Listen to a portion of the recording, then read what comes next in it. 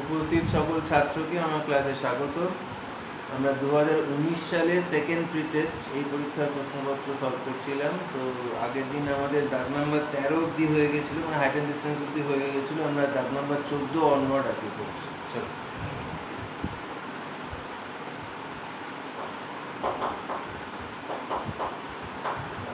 মানে পরিমিতি 14 দুটি নিরেট গোলক, একটির ব্যাসার্ধ 6 সেন্টিমিটার। গোলক দুটি গলিয়ে একটি ফাঁপা গোলক তৈরি করা হলো, যার বাইরের বক্রতলের ক্ষেত্রফল হচ্ছে 1018.27 ঘন সেন্টিমিটার ও সেটি 1 সেন্টিমিটার পুরু। দ্বিতীয় গোলকের ব্যাসার্ধ কত ছিল এটা তোমাদের জানতে চাইছি।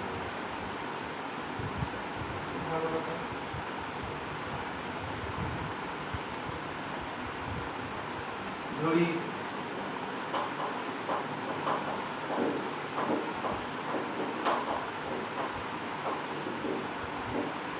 দ্বিতীয় গোলকের ব্যাসার্ধের দৈর্ঘ্য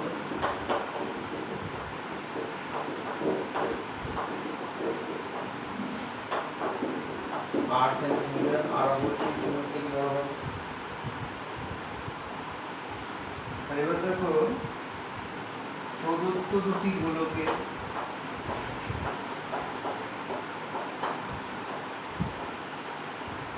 মিলিত আয়তন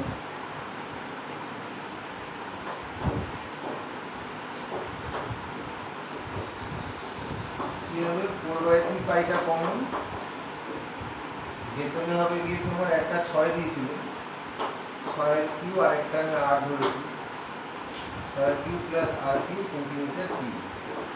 এটা বার করতে হবে। এবার যে ফাঁপা গোলকটা তৈরি করা হয়েছে তার বাইরের বক্রতলের ক্ষেত্রফল দিয়ে দিয়েছে, ব্যাসার্ধ দেয় না, এটা তো হিসেব করতে হবে। তাহলে করে ধরি নির্মিত ফাঁপা গোলকের বহির্ব্যাসার্ধ হচ্ছে 8 সেন্টিমিটার ধরে নিলাম। তাহলে কি হবে? 4 পাই বিগার স্কয়ার, সেটা ইকুয়াল হচ্ছে কি 1018.2/7 বা বিগার স্কয়ার ইকুয়াল হচ্ছে 7128/7 ইন্টু 7/88। এখানে আমি পাই সমান 22/7 ধরেছি, এটা লিখে দেবো।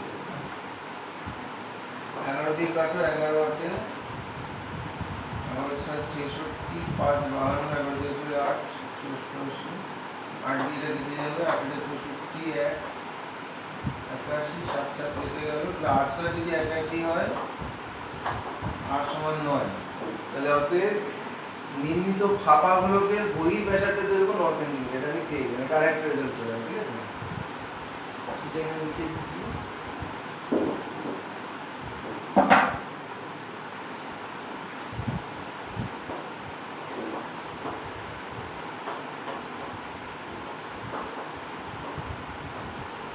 নির্মিত ফাঁপা গোলকের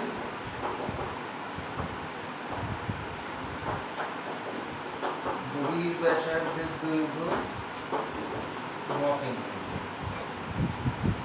এবার সেটা বলছে 1 সেন্টিমিটার পুরু। তাহলে কি হবে? অতএব অন্তর্ব্যাসার্ধ কি হবে? 8 সেন্টিমিটার। তাহলে অতএব নির্মিত ফাঁপা গোলকের অন্তর্ব্যাসার্ধের দৈর্ঘ্য কি হবে? 9 - 1 সেন্টিমিটার, 8 সেন্টিমিটার হলো। তাহলে এবার এখানে যে ধাতুটা ছিল সেটা দিয়ে এটা তৈরি করা হয়েছে, দুজনের আয়তন সমান। তুমি লিখতে পারো এটা 4/3 পাই 6 কিউ প্লাস আর কিউ। এখানে থাকবে ধাতু হচ্ছে কি 4/3 পাই 9 কিউব মাইনাস 8 কিউব। 4/3 পাই দুপাশ থেকে কেটে গেল, তাহলে আর কিউব সমান সমান 9 কিউব হচ্ছে 729, 8 কিউব হচ্ছে 512 মাইনাস 216, 728। তাহলে 1 থাকছে। তাহলে আর ইকুয়াল কত হবে? 1। দ্বিতীয় গোলকের ব্যাসার্ধ কত? 1 সেন্টিমিটার। দিয়ে দিলে আমি লিখে দেব, উত্তর না লিখে দিলে নম্বর কেটে যাবে। এটা গেল 14 1। নম্বর উদাহরণটা লক্ষ্য করে দাও, 4 নম্বর। তো 4 নম্বরের মধ্যে এই যে ফাঁপা গোলকের বহির্ব্যাসার্ধ যেটা বার করেছিলে, এখানে তুমি 1 করো। তারপরে এই যে দুটো গোলকের মিলিত আয়তন বার করেছিলে, এখানে 1, এটাকে 2 হলো। আচ্ছা, এই সমীকরণটা নিচে এটার জন্য 1, 3, আর শেষে আনসারের জন্য 1। ঠিক আছে, এই হচ্ছে 4 নম্বরের উদাহরণ।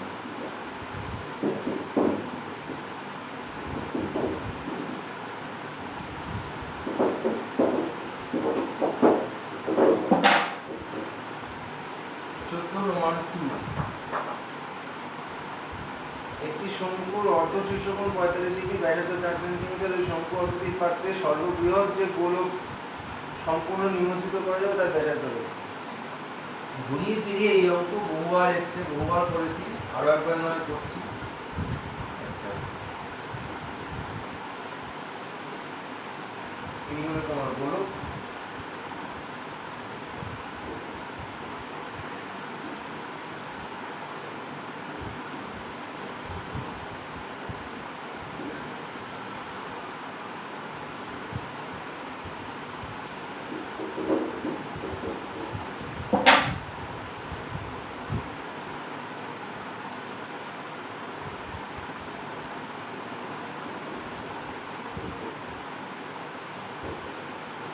গোলকের কেন্দ্র, আর এটা ও, এটা এ, এটা বি, এটা সি, এটা ডি। মনে রাখবে এইটা সমকোণ আর এইটা সমকোণ। ঠিক আছে, অর্ধ শীর্ষকোণ বলে দিয়েছে 45 ডিগ্রি, এটা 45 ডিগ্রি। শঙ্কুর ব্যাসার্ধ 4 সেন্টিমিটার, তার মানে এবি দৈর্ঘ্যটা 4 সেন্টিমিটার মতো করে দিয়েছে।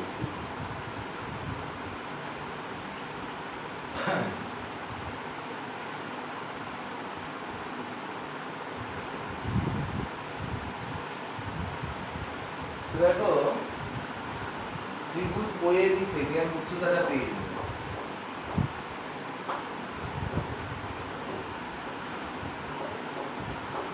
ওএ বাই এবি কি হবে? cot 45 ডিগ্রি, যেহেতু 1, তুমি পেয়ে যাচ্ছ ওএ সমান সমান 4 সেন্টিমিটার। তাহলে পুরো উচ্চতাটা আমি 4 সেন্টিমিটার পেয়ে গেলাম। এবার এই যে গোলকটা নিমজ্জিত হলো তার ব্যাসার্ধ যদি 8 সেন্টিমিটার ধরি, এবার দেখো ত্রিভুজ ওএবি সেটা সিমিলার টু ত্রিভুজ ওডিসি। বহুবার বলা হয়েছে কেন, যাই হোক, OA by OD equals to AB by DC equals to OB by OC. মানগুলো বসাও। ওএ কত? ওএ হচ্ছে 4 সেন্টিমিটার, একটু আগে পেয়ে গেছি। ওডি কত? ওডি আমি জানি না, তারপরে নিয়ে আমার লিখে দিচ্ছি এখানে। এবি কত? AB 4 centimetre. ডিসি কত? 8 সেন্টিমিটার। ওবি কত? ওবিটা পেয়ে যাবো আমি, এটা 4, এটা 4, তাহলে এটা কত? 4√12। এটা একটু গণনা করে দেখিয়ে দেবো, আমি দেখালাম না। আর ওসি কত? ওসিটা বুদ্ধি করে করতে হবে। ও থেকে এ অবধি হচ্ছে 4, আর এ থেকে সি অবধি 8, তাহলে ও থেকে সি অবধি করতে হবে 4 - 8। ঠিক আছে, আচ্ছা, এবার এইগুলো মুছছি। এই শেষের দুটো রেশিও থেকে যদি বজ্রগ্রহণ করি, আমি পাবো 4√2r, 4√2 কার 4 কেটে দিচ্ছি আমি, কারণ 4 ক্যারি করার কোনো মানেই হয় না। আচ্ছা, √2r সমান সমান হচ্ছে কি 4 - 8। 8টার দিকে চলে এলো, তাহলে কি হচ্ছে?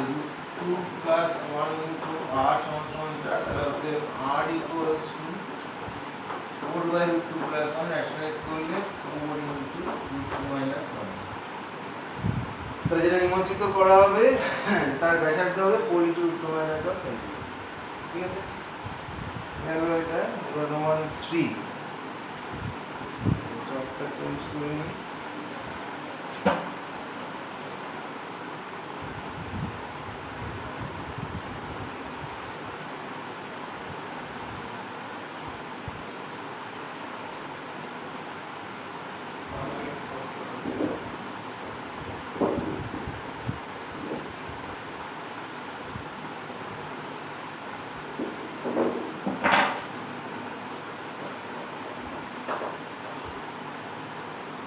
সমকোণী ত্রিভুজের ক্ষেত্রফল 77 বর্গ সেন্টিমিটার, অতিভুজ 22 সেন্টিমিটার। অতিভুজকে অক্ষ করে অবস্থিত করে যে ঘনবস্তু তার আয়তন করতে হবে। এরকম অঙ্ক আমি আমার পরিমিতি ক্লাসে করেছি, আরেকবার করি, আমার একটু প্র্যাকটিস হয়ে যাবে। অতিভুজকে অক্ষ করে যদি তুমি ঘোরাও,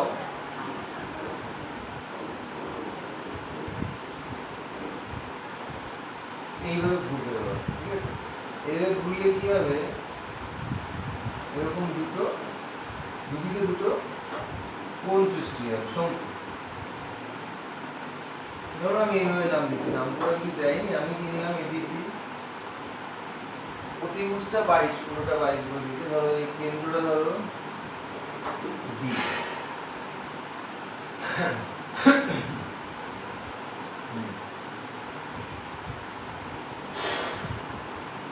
দেখো তোমাকে বলে দিয়েছে এরিয়া ত্রিভুজ এবিসি, সেটা হচ্ছে 77 বর্গ সেন্টিমিটার। মনে করো দেখো, তুমি যদি এই ব্যাসার্ধটাকে যোগ করো, এটা কি লম্ব তো? তুমি এটা লিখতে পারো half into AC into BD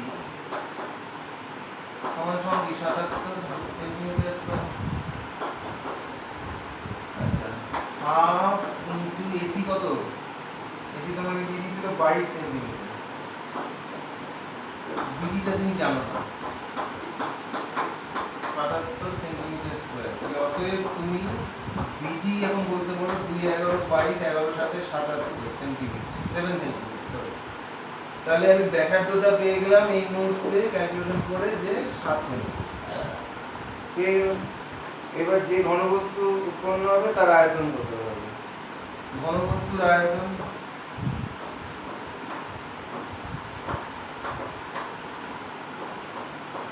উপরের শঙ্কু প্লাস নিচের শঙ্কু। উপরের শঙ্কু কি হবে 1/3 পাই আর স্কয়ার, মানে এখন বিডি স্কয়ার ইনটু উচ্চতা কত তাই প্লাস নিচেরটা হচ্ছে 1/3 পাই, ওই একই আর স্কয়ারটা সেম থাকবে, উচ্চতাটা চেঞ্জ হয়ে যাবে, সেটা হচ্ছে সিডি।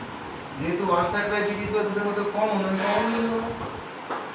1/3 পাই বিডি স্কয়ার কমন নিলে ভেতরে আসবে এডি প্লাস সিডি। পাই হচ্ছে 22 এর 7, বিডি স্কয়ার মানে বিডি আমরা পেয়ে যাব 7 সেন্টিমিটার, 7 এর স্কয়ার। এডি প্লাস সিডি মানে কি এসি, এসি কত ছিল 22 ছিল, এত সেন্টিমিটার। তো একটু বুদ্ধি করে ক্যালকুলেশন করলে তোমার ক্যালকুলেশনের পরিশ্রমটা অনেক কম হবে, না হলে বোকার মতো বলে বেশি কাটবে, কিছু করার নেই। যেখানে একটা 7 কাটলো, 1 এর 3, দুটো 22 একটা 7, দুটো 22 মানে 484 ইনটু 7 সেন্টিমিটার কিউব। এটা হিসাব করলে হবে গিয়ে 1129 পূর্ণ 1 এর 3। ওর দেখে নেবে তোমরা, এত সেন্টিমিটার কিউব। নিম্নলিখিত ঘনবস্তুর আয়তন। এবারে আমরা স্ট্যাটিস্টিক্স করব।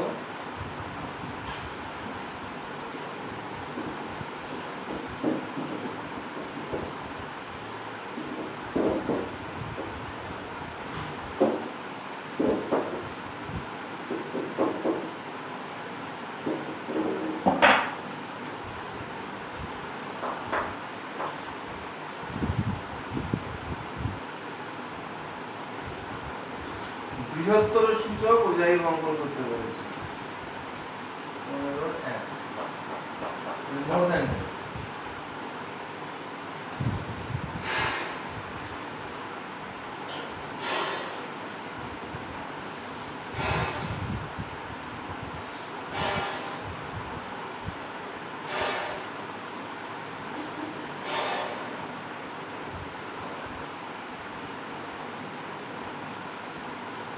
দেখুন,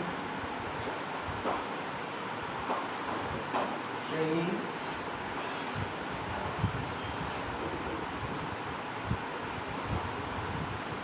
5 থেকে 12,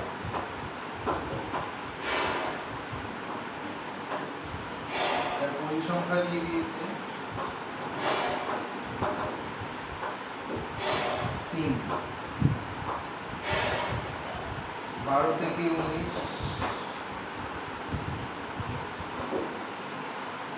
পরিসংখ্যা দিয়ে দিয়েছে 8। 19 থেকে 26, 19 থেকে 26 পরিসংখ্যা দিয়েছে 12,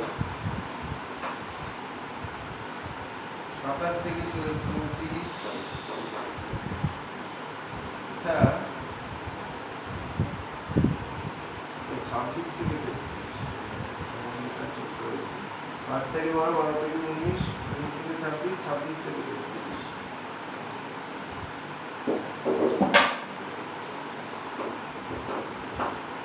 26 থেকে 33 হচ্ছে 12, 3, 8, 3,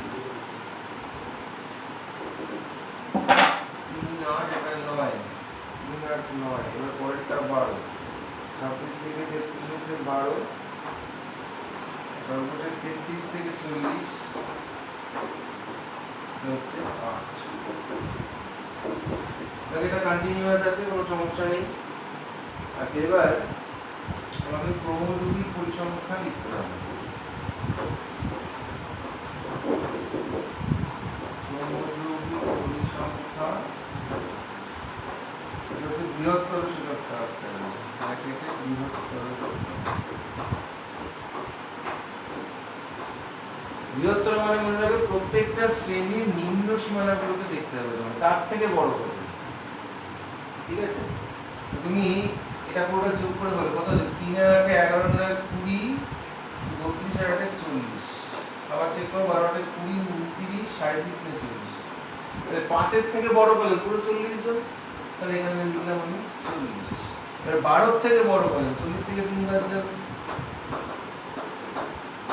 37। এবার 19 এর থেকে বড় কত, 37 থেকে 8 বাদ যাবে কত হলো 29। এবার 26 এর থেকে বড় কত, 29 থেকে 9 বাদ যাবে কত হলো 20। এবার হচ্ছে 33 এর থেকে বড় কত, কি হবে 20 থেকে 12 বাদ যাবে 8, তাহলে তাই হচ্ছে সব মিলছে, এবার ঠিক আছে 8। এবারে বিন্দু,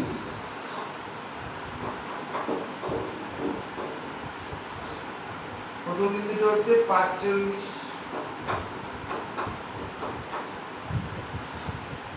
45 মানে 5 এর থেকে বড় 40 জন, 12 এর থেকে বড় 37 জন,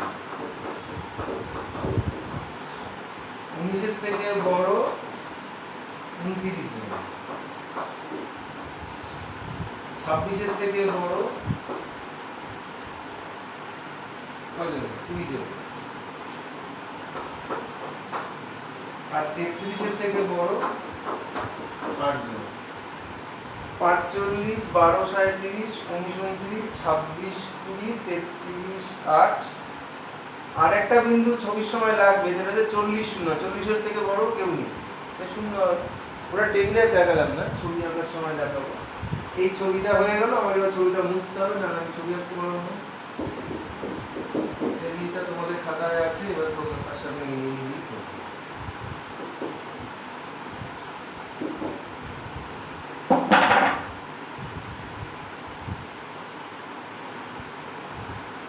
গ্রাফ পেপারে মোটা দাগ বরাবর অক্ষর লেখা।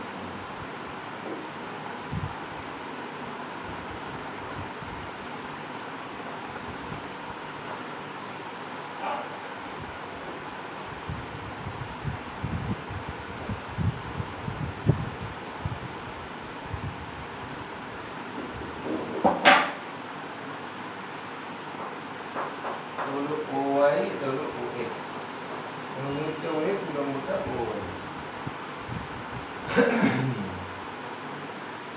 0 এখানে 5, যেখানে 12 সেটা 12, এটা 19, এটা 26, 33, এটা 40, তবে এটা 47 করে রাখলাম। এবার ওপর দিকে চলো, পরিসংখ্যা সবচেয়ে বেশি কত আছে 40, তাহলে আমি ওই হিসেবে করে রাখছি, এখানে এটা 10, এটা 20, এটা 30, এটা 40। এবার প্রথম বিন্দু হচ্ছে 5, 40, এটা 5, 40, হলো। তারপরে কিন্তু 1237, যে 1237 এখানে গ্রাফ শিটে তুমি গুণি 37 পেয়ে যাবে, 1237। তারপরে 19 29, 19 29 এর পর হচ্ছে 26 20, 26 এখানে 26 20। তারপর হচ্ছে গিয়ে তোমার 33 8, 33 8 হলো। তারপরে 40 0। খালি হাতে ফ্রি হ্যান্ড কার হবে, ঠিক আছে। এবারে বিন্দু স্থানাঙ্কগুলো লিখে দিতে হবে। প্রথম হচ্ছে 45, তারপর এটা 1237, তারপর এটা 19 29, 26 20, 33 8, আর এটা হচ্ছে 40 হয়ে গেল বুঝাই। আচ্ছা, এবার যেটা করতে হবে লিখতে হবে, এদিকে হচ্ছে গিয়ে পরিসংখ্যা, এদিকে পরিসংখ্যা লিখতে হবে, এদিকে শ্রেণী লিখতে হবে, এদিকে স্কেল লিখতে হবে।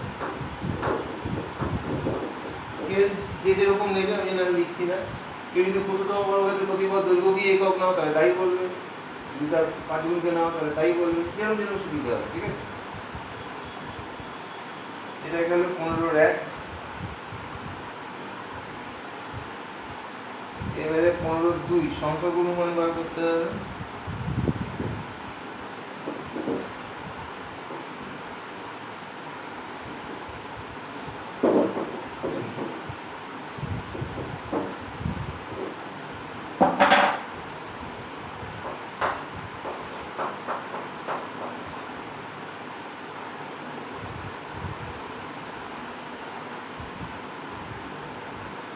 শ্রেণী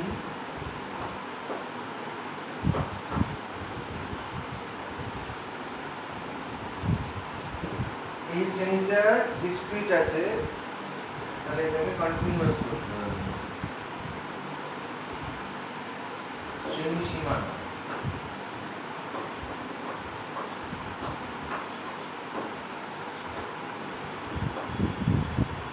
পরিসংখ্যা,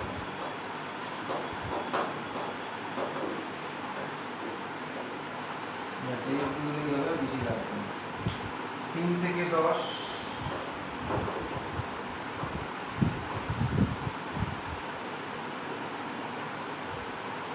11 থেকে 18,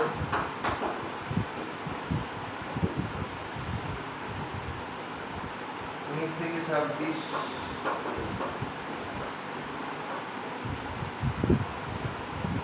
27 থেকে 34,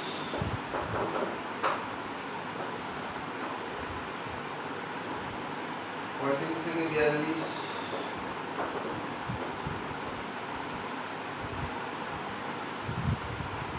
43 থেকে 50।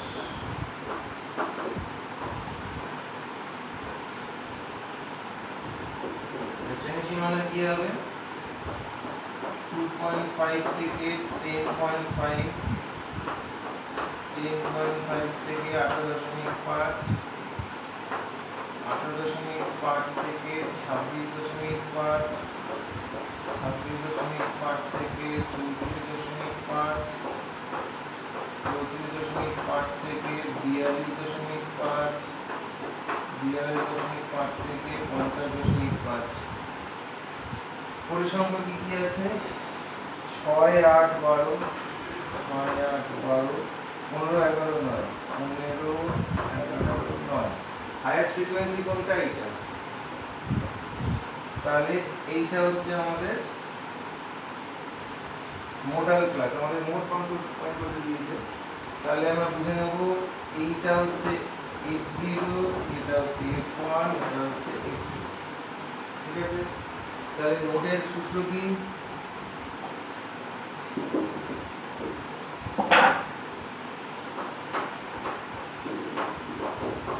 n plus f1 minus f0, 2f1 minus f0 minus f2 into h। প্রত্যেকটা চিহ্নের ব্যাখ্যা সহজভাবে লিখে হিসেবে লিখবে, আমি এখানে ডিরেক্ট লিখে দিচ্ছি। যেখানে কোনো একক ছিল না, একক থাকলে দেখবে এরই কত 26.5 প্লাস f1 কত 15 মাইনাস f0 কত 12 divided by 2f1 2 into 15 minus f0 12 minus f2 কত 11 ইন্টু মোটের গিয়ে কত 26 8 34 8 26.5 প্লাস 3 8 24 27 30 থেকে গেলে 3 প্লাস 8 হচ্ছে 26 8 34.5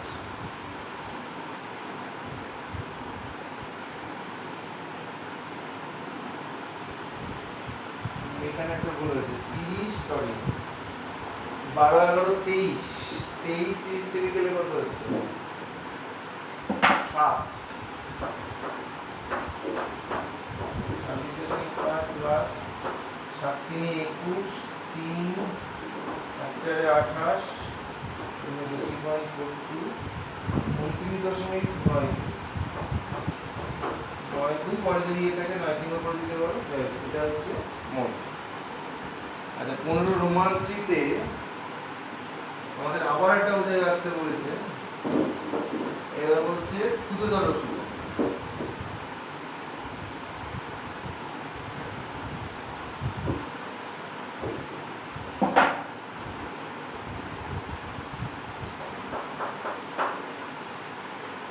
শ্রেণী আচ্ছা এখানে কন্টিনিউয়াস করে নিতে হবে।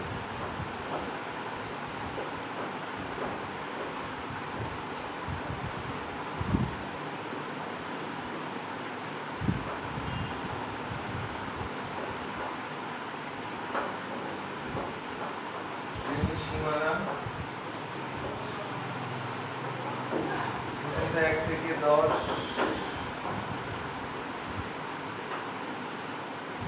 পরিসংখ্যা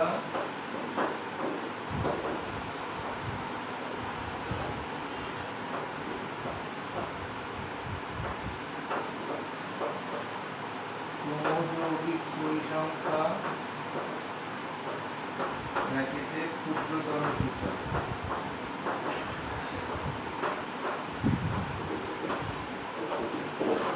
তারপরে বিন্দু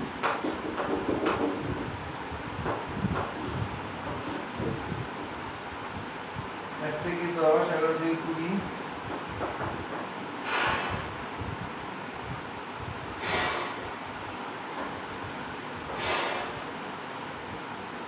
11 থেকে 21 থেকে 30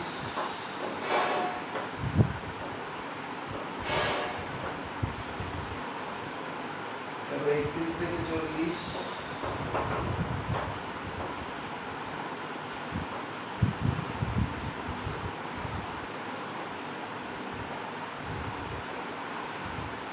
তারপরে 41 থেকে 50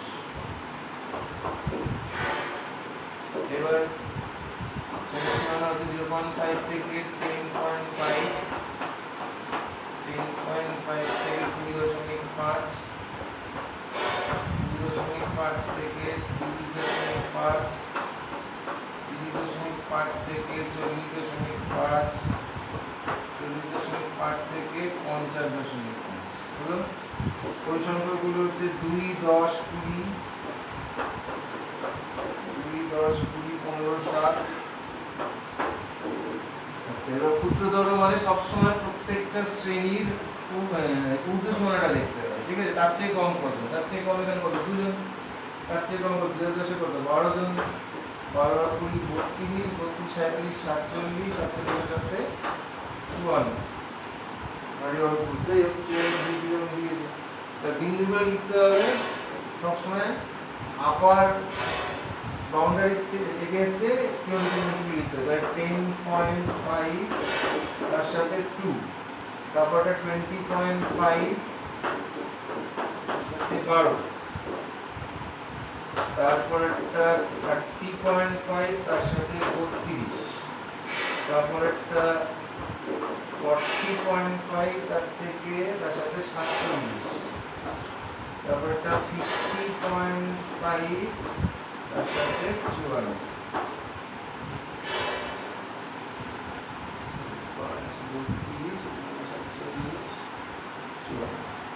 টেবিলটা কমপ্লিট। এবার আমাকে মুছতে হবে ছবি আঁকার জন্য, তোমরা খাতায় লিখে ফেলো।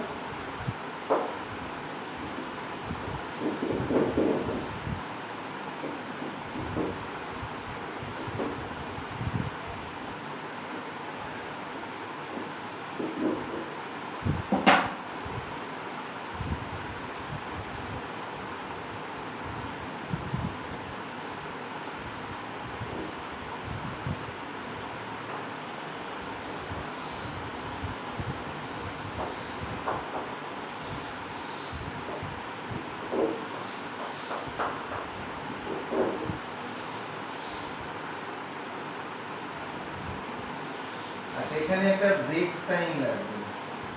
তুমি পরে এখান থেকে শুরু করবে এবং সেটাকে তুমি 0.5 বলে দাবি করবে, সুতরাং তোমাকে এখানে একটা ব্রেক সাইন দিতে হবে, আমার এটা হতে পারে না, ঠিক আছে? তারপরে 10 ঘর পরে যে জায়গাটা সেটাকে তুমি 10.5 বলবে। কিরকম ভাবে এটা 20.5 হবে, তারপরে 30.5, 40.5,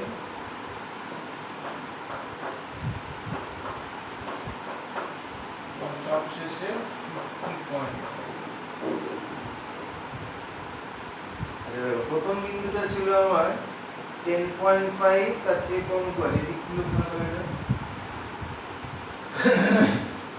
এখানে ছোট ঘরকে এককে একই নেবো, তাহলে এটা কত? 10,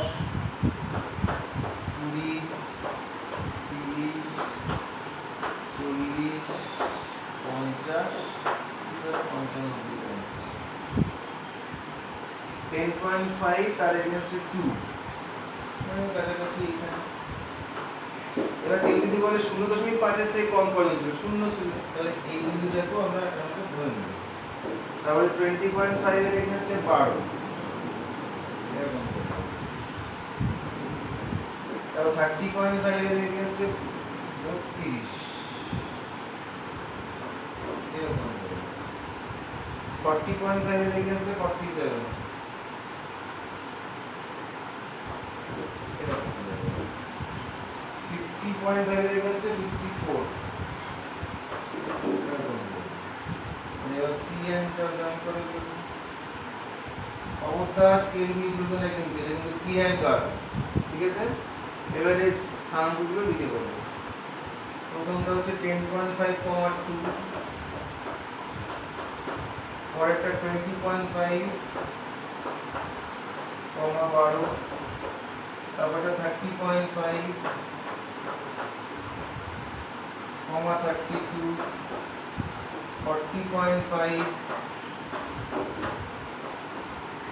47, 50.5,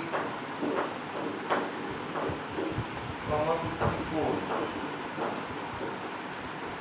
এবারে দুদিকে লিখে ফেলো, এদিকে লিখবে শ্রেণী, এদিকে লিখবে পরিসংখ্যা, হ্যাঁ। তারপরে কি স্কেল লিখতে হবে, স্কেল লিখতে বলি যে যেরকম নেবে সেরকম স্কেল লেখার কাজ তোমরা জানো। তাহলে আমাদের দাগ নম্বর 15 অবধি কমপ্লিট হয়ে গেলে, বা দাগ নম্বর 16 করলেই আমাদের এই পেপারটা শেষ হয়ে যাবে।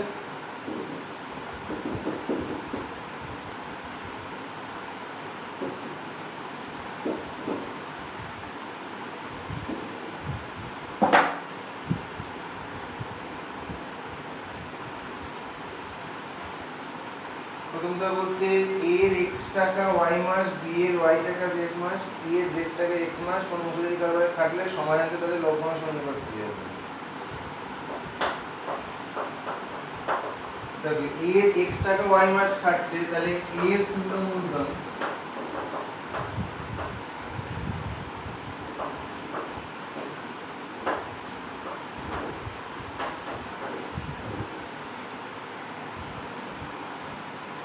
মূলধনের পরিমাণ হবে রুপিস x টাকা y মাস, তাহলে রুপিস x নয়। একই রকম ভাবে b এর তুল্য মূলধনের পরিমাণ কি হবে? রুপিস y টাকা z মাস, তাহলে yz। একই রকম ভাবে c এর তুল্য মূলধনের পরিমাণ কি হবে? রুপিস z টাকা x মাস, তাহলে zx। তাহলে a b c এর লভ্যাংশ কি চেয়েছে? লভ্যাংশের অনুপাত। হ্যাঁ,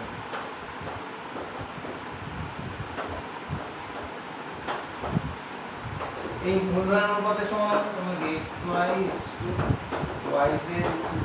এরকম লিখতে পারো, বা চাইলে লিখতে পারো 1/z 1/x 1/y। তো এটাই লিখো, এটাই বেশি লোক পছন্দ করবে। তাই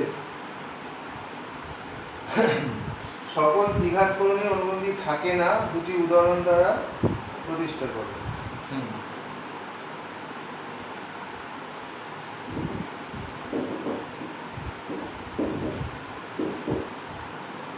অনুবন্ধীকরণের সংজ্ঞা আমি কি বলেছিলাম? দুটো করণী পরস্পর অনুবন্ধী হবে তখনই যখন তাদের যোগফল এবং গুণফল দুটোই মূলত হবে, তার মানে কিন্তু হবে না। যেমন দেখো 2 + √3 এর অনুবন্ধীকরণী হবে 2 - √3, কারণ কি এদের যোগফল হচ্ছে 4 আর গুণফল হচ্ছে 1, দুটোই মূলত। কিন্তু √3 + √3 এর কোনো অনুবন্ধীকরণী নেই, কিন্তু এর একটা রেশনালাইজিং সার্ট আছে, মানে যেটা বলে বাংলায়, মানে মূলতকরণের জন্য যে যেটা দিয়ে গুণ করা হয়, ঠিক আছে? তো এটার ক্ষেত্রে দেখো এদের যোগফল হচ্ছে কি 2√3, যেটা কিনা মূলত নয়, আবার গুণফল 1 মূলত, কিন্তু যেহেতু যোগফল মূলত নয় তাই এটা কিন্তু অনুবন্ধী হচ্ছে না, ঠিক আছে? একই রকম ভাবে ধরো তুমি করছো √7 - √5, এরকম অনুবন্ধীকরণই হয় না, কিন্তু রেশনালাইজিং ফ্যাক্টর হয়, সেটা হচ্ছে √7 + √5। কেন এর অনুবন্ধী নয়? তার কারণ এদের যোগফল দেখো 2√7, সেটা কিন্তু মূলত নয়। এদের গুণফল হচ্ছে 2, গুণফলটা মূলত, কিন্তু যোগফল যেহেতু মূলত নয় তাই এর অনুবন্ধী এ না, এর অনুবন্ধী এ না। আমাদের দুটো উদাহরণ দিয়ে দেখাতে বলেছিল, উদাহরণ দিয়ে দেখিয়ে দিলাম।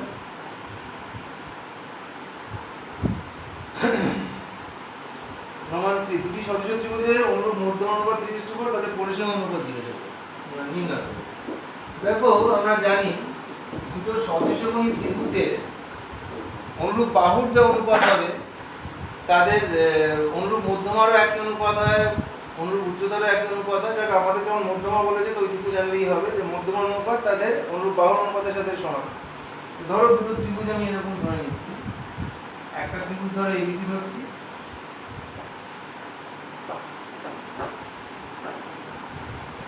আর একটা ত্রিভুজ PQ আছে।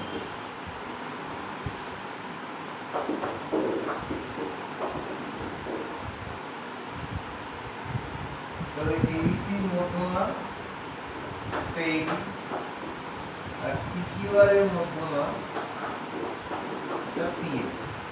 তোমাকে ওরা বলে দিয়েছে যেখানে হচ্ছে কি ত্রিভুজ ABC similar to triangle PQR, AD and PS are their respective medians, যেখানে কিনা তোমার AB is to PS ওরা বলে দিয়েছে 3:4। যেহেতু আমরা জানি দুটি সদস্যকোণী ত্রিভুজের অনুরূপ বাহুগুলির দৈর্ঘ্য অনুপাত তাদের অনুরূপ মধ্যমা অনুপাতের সাথে সমান, তাহলে আমি লিখতে পারি AB/PQ equals to BC/QR equals to AC/PR equals to হচ্ছে AB/PS।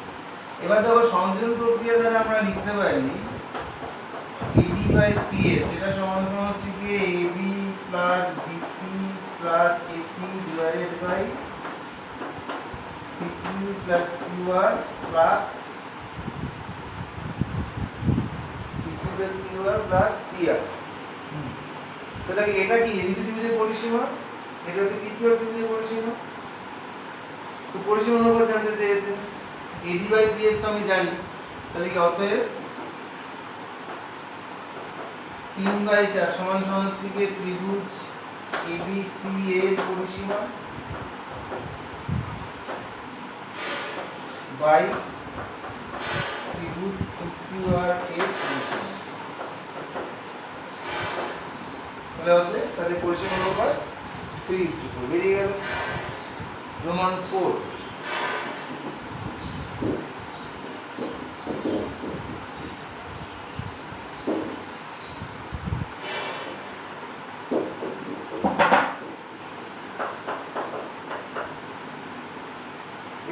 যে নেট সংখ্যক উচ্চতা 15 সেন্টিমিটার, ভূমির ব্যাসার্ধ 30 সেন্টিমিটার, তার সমপ্রতলের ক্ষেত্রফল পাই এর কত গুণ, মানে পাই এর সাপেক্ষে বার করতে হবে কিছু না। দেখো উচ্চতা h বলে দিচ্ছে 15 সেন্টিমিটার, ভূমির ব্যাসার্ধ r সমান সমান 30 সেন্টিমিটার। সমতলের ক্ষেত্রে বলে আমার তৃতীয় উচ্চতা l লাগবে, সেটা বার করতে হবে। l সমান সমান হচ্ছে কি √h square plus r square √15 square plus 30 square. আমি যদি 15 স্কয়ার কমন নিই তাহলে 1 প্লাস 2 স্কয়ার, তাহলে হলো গিয়ে 15√5 সেন্টিমিটার। এটা হলো তৃতীয় উচ্চতা। তাহলে সমপ্রতলের ক্ষেত্রফল মানে টোটাল সারফেস এরিয়া সেটা হচ্ছে পাই আর স্কয়ার প্লাস পাই আর এল। পাই আর যদি কমন নিই ভিতরে থাকবে আর প্লাস এল, পাইটাকে রেখে দাও, পাই কোনো চেঞ্জ করবে না। আর হচ্ছে 30 প্লাস এল হচ্ছে 15√5, পাই গুণ 15 যদি বার করে নাও 450 2 প্লাস √5, তাহলে কত গুণ? কত গুণ পাই ইনটু ওটা, ঠিক আছে লিখে দেবে। সমপ্রতলের ক্ষেত্রফল পাই এর 450 ইনটু 2 প্লাস √5। আচ্ছা এবার চলে এসো রোমান 5।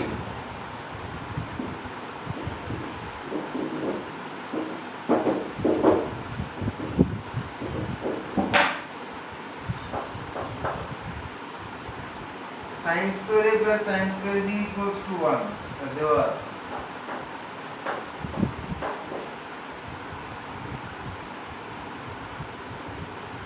প্রদত্ত হচ্ছে sin square a plus sin square b equals to 1, তার মানে 6 square a minus cos square b,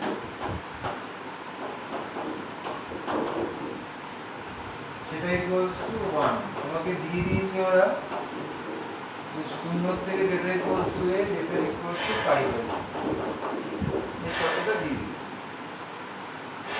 প্রমাণ এটাকে লিখছি, লিখে পরের স্টেপটা লিখছি। sin square a equals to 1 minus sin square b, তার মানে কি cos square b। sin square a সমান cos স্কয়ার b, সেখান থেকে আমি লিখতে পারছি sin a equals to cos b। কারণটা কি? তার কারণ এটা b ও বলা উচিত ছিল, যাই হোক ab দুটোই সূত্রকোণ, তাই ওটা তো ধনাত্মক হবে। sin a সমান cos b, তাকে আমি লিখতে পারি cos b টাকে লিখতে পারি sin of 90 degree minus b, তাহলে অতএব a সমান সমান হয়ে গেল 90 ডিগ্রি মাইনাস b। এটা এক নম্বর সম্পর্ক। এবারে তুমি বাম পক্ষে চলে এসো। বাম পক্ষ হচ্ছে sec square a minus cos square b। আমি a এর জায়গায় 90 ডিগ্রি মাইনাস b বসিয়ে দিচ্ছি।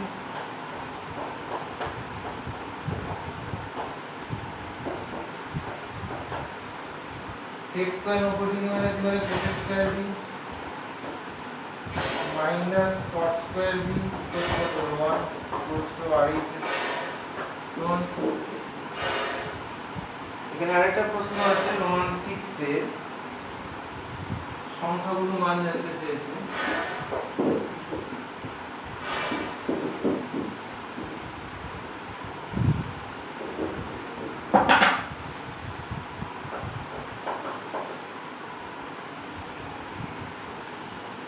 যে তথ্যগুলো আছে ওটাকে প্রথমে আমি ফ্রিকোয়েন্সি টেবিলে লিখছি। xi যদি 6 হয় তার ফ্রিকোয়েন্সি 1, 7 হলে তার ফ্রিকোয়েন্সি 1, 8 হলে তার ফ্রিকোয়েন্সি 3, 9 হলে তার ফ্রিকোয়েন্সি 1, 12 হলে তার ফ্রিকোয়েন্সি 3, 15 হলে তার ফ্রিকোয়েন্সি 4। বলতে যে প্রদত্ত তথ্যের সংখ্যাগুলো মান 15 হলে x এর মান কত জানতে চাইছে। আচ্ছা এটা ডাইরেক্ট লিখে দিলে মুশকিল আছে, না আগে এটা লিখি, না এটা বলে দরকার দিয়ে দাও। প্রশ্ন যেটা আছে সেটা লিখতে হবে।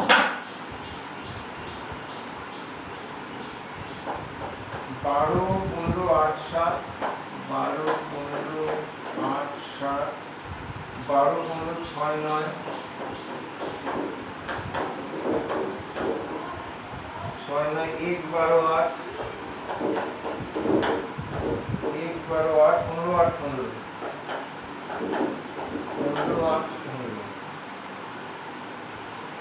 এর সংখ্যাগুরু মান 15 ওরা দিয়ে দিয়েছে।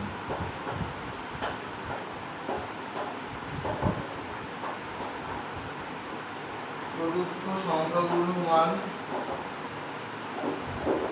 সমান সমান 15, এটা ওরা দিয়ে দিয়েছে। এবার x এর মান তোমার কাছে জানতে হবে।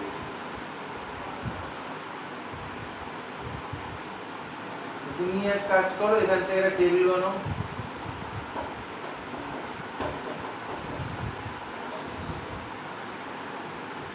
কি আছে 6, 7, 8,